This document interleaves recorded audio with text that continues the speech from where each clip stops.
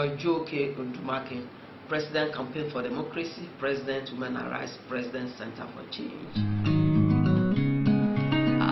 Child sexual abuse in Nigeria has become a recurring decimal, although it's not only localized to Nigeria, but for the sake of this discourse, we are trying to beam a searchlight on Nigeria. You will find out that very simple terms, every 5 minutes you have our 2 underage being sexually abused. And from the statistics available, it's not really that it's decreasing, but it's on the increase. And a lot of parents, guardians, sisters, caregivers, and the rest are not really helping matters because it's really underreported. And a lot of them feel it should not be reported because of the stigma, because some family members, neighbors might taunt, the children.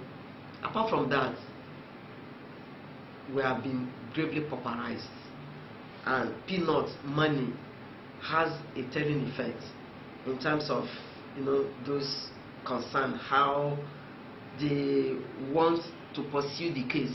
So most of the time when things happen like that, some of them will just be giving little money, as low as 5,000, 10,000, and they will forget about it.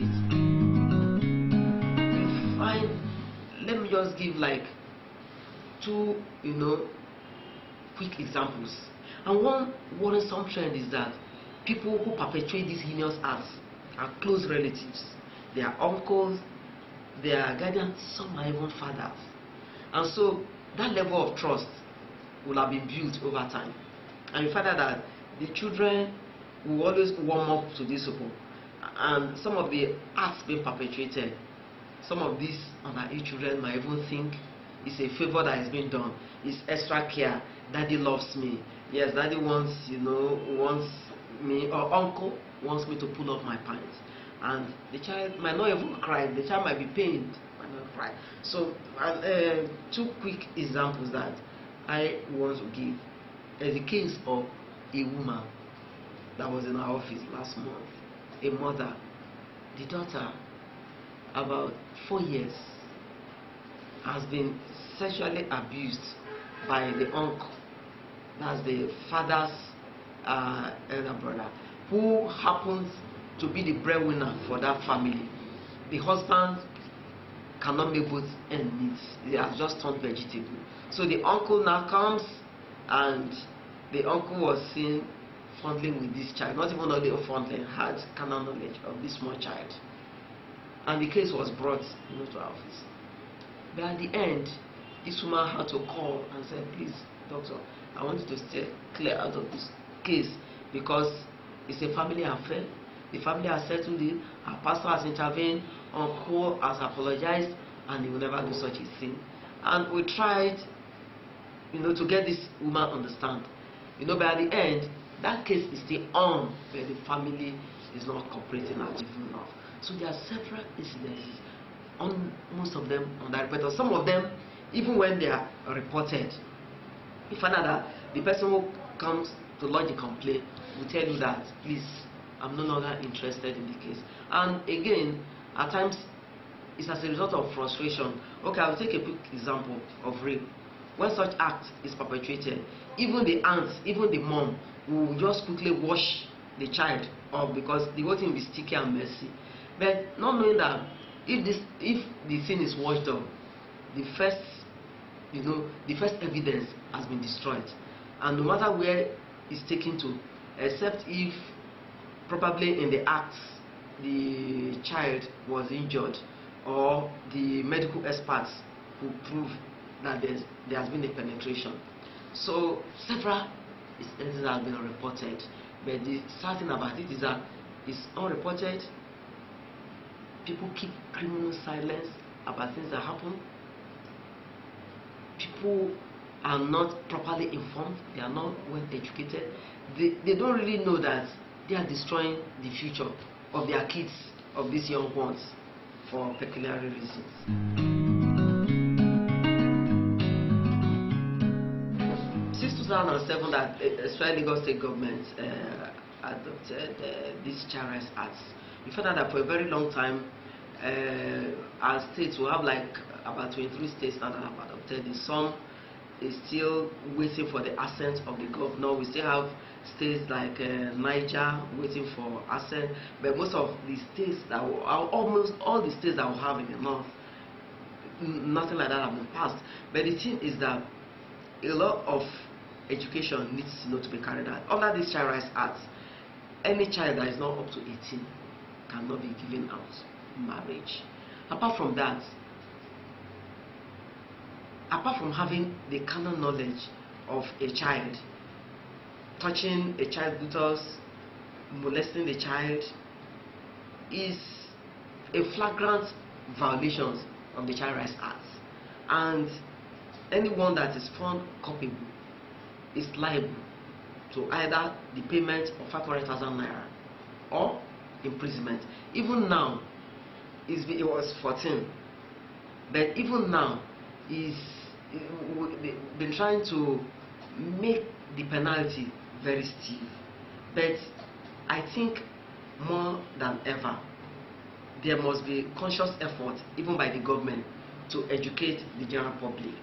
When the Child Rights Act is violated, a lot of impunity is being perpetrated by even those that are within the corridors of power, those that the children are supposed to be in their care. And I mean, no wonder why we're trying to talk about expunging section 26(4)(b) out of that constitution that says any child that is married is deemed to be of full age. And therefore, when one is of full age, a lot of responsibilities is being taken. And when we had a senator from the Federal Republic of Nigeria, from the House of Chambers, that took another age and then said nobody can subject him to obeying any laws because he does not believe in such laws. I want to tell you that sad enough, that senator has put away that child, that girl that was 12, because she was infected with VVS and she had to be putting on napkin. So after about 4 years, and that has become a trend, she is married about 4 now, and the previous 3 have been infected with that, and then you find urine dripping out, and then continuously they wear napkins. So I think that the Child Rights Act has helped a lot, but we need more sensitization, because this is a law that stipulates how parents, guardians, wards, caregivers, government should protect the rights of the child. It also stipulates the punishment that anyone that flouts that Child Rights Act will be subject to a penalty. So and the frustration really, because we see that justice delayed is justice denied. There's always this snail pace in terms of the administration of justice, and that is why we think that there should be more education, more enlightenment, and our judicial system must help in making sure that they dispense with cases like that, so that it can serve as a deterrent to others. Because I see that a lot of these who perpetrating this have been emboldened. By the time they are there, they are granted bail and they go and perpetrate all that. Even the recent one that happened, Little Hope Orphanage, whereby Pastor Tunde that owns that orphanage around Akuti, they filed 2 minors, and after having carnal knowledge of those ones, the case has been in court since last year March. Some few months back, it was to be heard. The man was nowhere to be found. To show the level of impunity, he then decided to relocate the orphanage from Akuti to a new place. We went to the place, we saw about 38 children there, and these other ones, and sad enough, orphanage, asked them questions. Some of them have fathers, they have mothers. They are the people that maybe they need help to go to school. They ran to the uncle said, leave your parents soon, come and stay in the orphanage. So that is deceit, and that is why I think that, like you rightly asked, the Child Rights Act is a very good tool that will help to curb this menace that is ravaging us. But a lot of education, a lot of enlightenment has to be done, and impunity has to be curbed, so that it's going to serve as a deterrent for all those who perpetrate these heinous acts. Implementation has been a major impediment in realizing the lofty objectives of the initiators of that act. Really, what should police do? Ordinarily, police should be there to protect lives, to protect property, to also help the victims find succor in running under the banner, the cover of the police. But the police does not help matters. When a lot of people take these cases to the police station, what the police ordinarily do is just call them and say, why can't you settle this thing? Some of the policemen will taunt them, make jest of them, and just say, look at you, you are embarrassing yourself. Don't you know you'll be stigmatized? And so those who cannot stand their grounds, some of them will then suffer low self-esteem. Depression will become the order of the day, and blame will be there, even to the extent that some of these kids, we had a case of an 11-year-old girl that committed suicide. I read in the papers. We're trying to follow up. What happened? The mother took this child to the police station, and what did the child get in process? Jeering, look at you, nobody will ever, after everything. The first, one of the very first suicide that happened, I think, that involving a minor, the child went and committed suicide. Just knew that the mother kept right poisoning that they wanted to use at night, and when she got back, it took everything. So really, in terms of enforcement, our law enforcement agents, the police, they have to be properly educated, because they are the only ones. The law itself, except there is a breath of life, except that tool is properly utilized, it will lie down there, gather dust, it will not be meaningful. So really, a lot of education, we need a lot of enlightenment on the part of the police. The police should also realize that conscience is an open wound. Only truth can heal it. All of them have that ability. They should also consider that if that child was a daughter of theirs or a relation, will it not be a different story? So in terms of handling these cases of public interest, they should do all they can within the ambit of the law, so that those who run to them will find solace, and therefore implementation will not be waiting for that implementation will not be like waiting for a picture in a calendar to shed tears. Another adverse effect this abuse can have is the withdrawal syndrome. You see that some of these children are extremely brilliant, but when such a thing happens, the child is withdrawn. And no matter what, any child that does not have a solid foundation is going to adversely affect such a child. So when a child is withdrawn, in terms of education, the child can no longer meet up. The child's IQ drops. In terms of interaction, the child becomes socially withdrawn and cannot even interact within the peers, the group. The child also gets to such an extent that blame, that depression, comes in, and lack of trust. Is very good for a child to trust. A child can trust. I can trust Auntie Rhoda. I can go to her and tell her that this is what has happened to me, and so when I see her, I will be very, very happy. And then it also helps to brighten the child. But when that trust is lost, the child will be bottled up, and a lot of things will be kept. And I've seen, children that have had to go through continuous headache, and what is it? Thinking all over. So as civil society, as government, apart from that, some of them, when they tend to recover a bit from this, they become promiscuous. You see them that, we've had the case of a girl who said she cannot do without sex, because that is the thing she enjoys it more than food, because when she comes out, the thing uncle gives her, and for her to live in now has become very, very difficult. In the process, all sorts of diseases, and that child's life can be ruined. Forgetting the fact that we should not always build the future for our kids, but we should build our kids for the future, and neither has any of them has the future. So the civil society must be involved in lots of advocacy work. A lot of our people, reading culture is almost dead.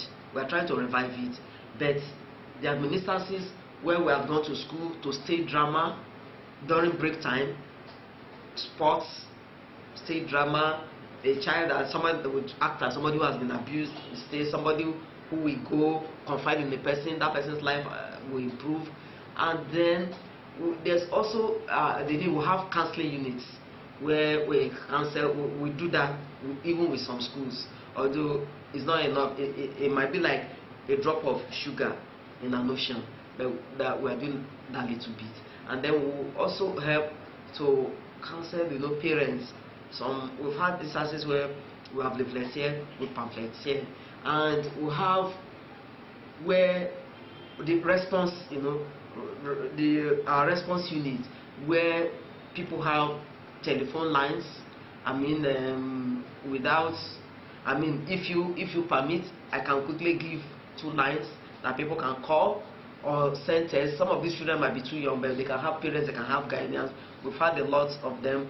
A little bit of shelter where within our office, where we quickly accommodate people. We also have to accompany victims. If people call us, somebody has been defiled now, and I need to go to the police station. Where is the location? Oh, it's at Ojodu, it's at Ikeja. We call people that are within the unit. Some of them feel emboldened when you accompany them to the police station. And when the police knows that somebody, although they have human rights desks, and that is why the human rights desk needs to do a lot. There are times they complain that they cannot be everywhere, but they need to do a lot so that this will have, but government needs to. The child rights law stipulates that each of the local governments must have shelter. It has not really been fully implemented.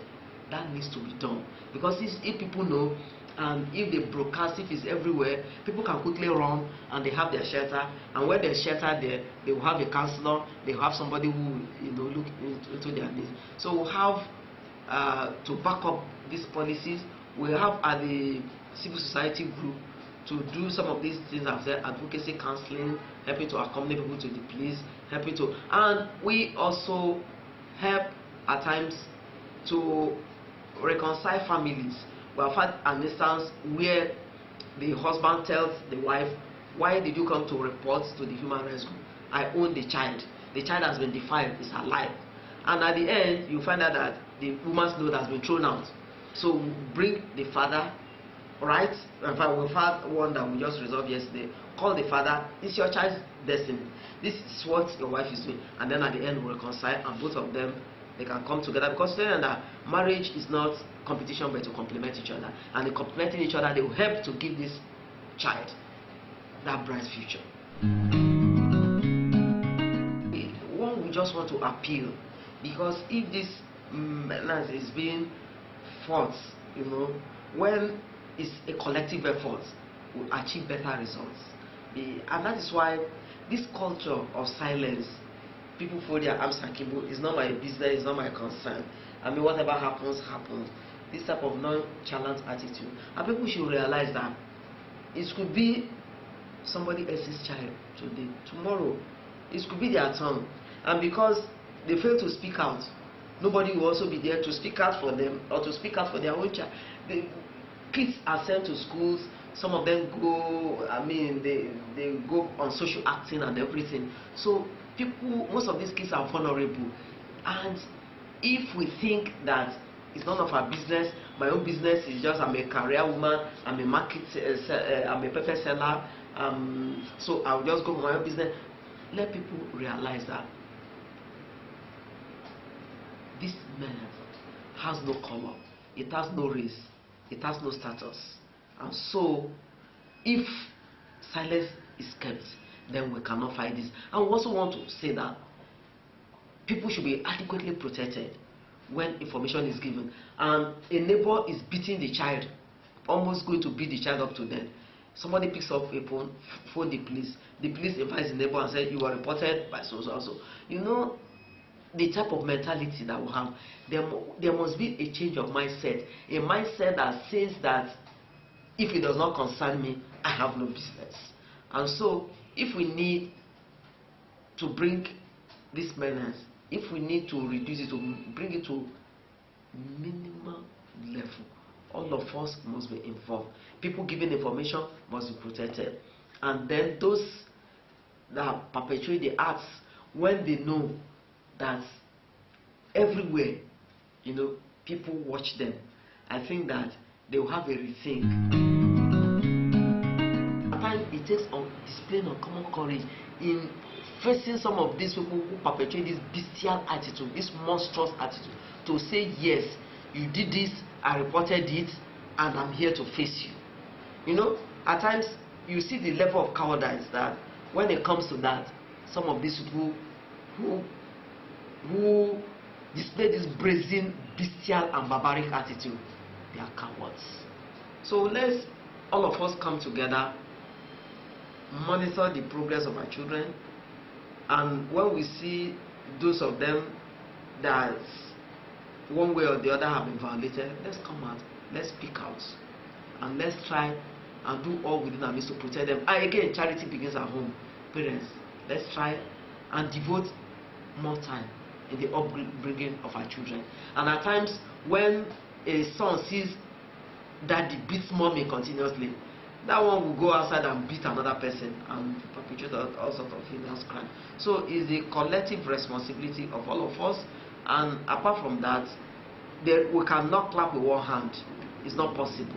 So when we are talking about how do we reduce the level of this sexual abuse, this child molestation, this antisocial behavior, is the responsibility of government, individual, churches, mosques, schools, guardians, parents, wards, and all of them. And for anyone who has been violated, that will listen to this program, the moment his voice out, the person stops hurting.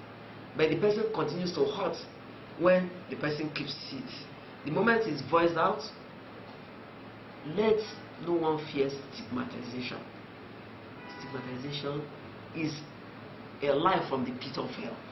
People who have made it in life, we see that at one point in time, some of them have gone through this process, and they said the moment they broke that silence, that was how all the hurting and all the thinking and all that has happened was over, and they were able to advance as human beings.